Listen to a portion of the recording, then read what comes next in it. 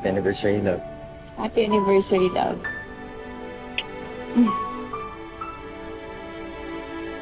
Alam mo ano masarap gawin ngayon? Mm. Matulog ulit. Umaga na. Satisfied na ako sa tulog ko kagabi. Satisfied ka na sa kagabi? Hmm. Eh, paano na lang mamaya sa second honeymoon natin? Ha?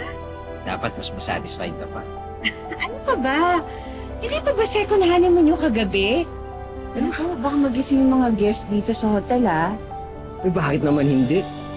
It's our anniversary, kaya nga may fireworks display, di ba? Mamaya. Tsaka yung mga ganitong selebrasyon. Dapat yan sinasabayan ng matinding putukan. Alam mo, ikaw talaga puro kakalokohan. Ikaw naman, alam mo na yan. Tagal-tagal na natin. Ano ba? Ako sa lito at pinilong ko. Tara na. I love.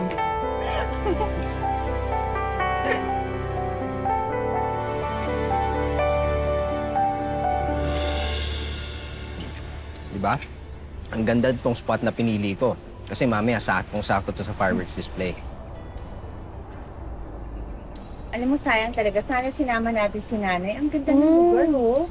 Eh, inimbita ko naman siya eh. Kaya lang alam mo naman yun, allergic sa mga ganitong celebration. Ayaw talaga eh.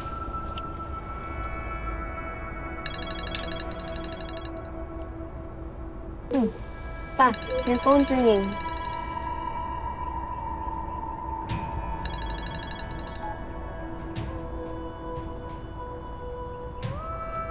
Akala ko ba nagpaalam ko sa board na magbabakasyon tayo? Love, nagpaalam ako. Kaya lang itong mga to, hindi ko maintindihan. Hindi mo maiwan-iwan para mga bata.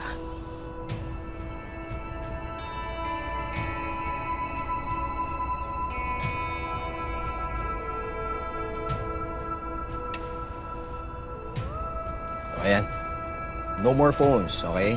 Focus na ako dito. Mamaya baka magalit pa sa akin to si Commander.